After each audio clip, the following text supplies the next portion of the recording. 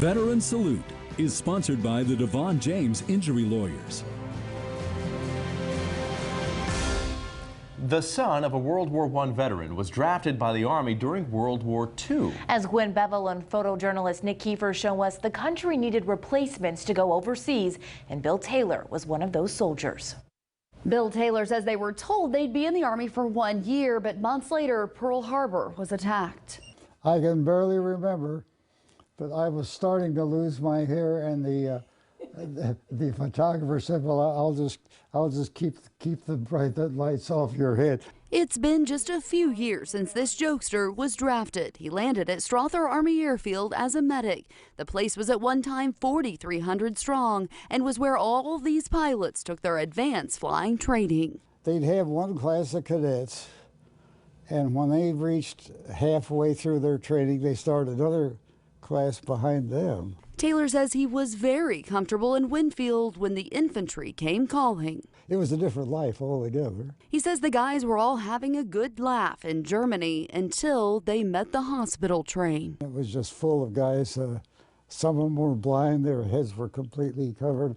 Some with a broken leg, which would be in traction, and the hilarity stopped. We were going up to take their place because the war was still on. And that's why Taylor was tasked with leading about 200 men in a replacement depot. They were drafted and sent overseas because so many men had been killed in action or wounded. After they surrendered, that Japan had such elaborate defenses that we might have lost another 500,000 men invading Japan. He says when the war ended, the troops were told to fall out for a parade the very next day. We went down this hill and we're turning left, and I glanced back up, and here about, I don't know, I figured 5,000 or 10,000 men coming four abreast down that hill, and it was pretty impressive to see all that. He says his men would go on to guard a hospital in Germany. These little German children would come over and just hang around us, and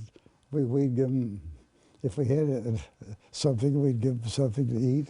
He says food was scarce, and although he had translated plenty of German for his whole company, his conversations with the children were a little rocky. There was a very pretty little girl, and there were 2 or 3 boys, and I, in my very best German, I said, "Wie heißen Sie sich?"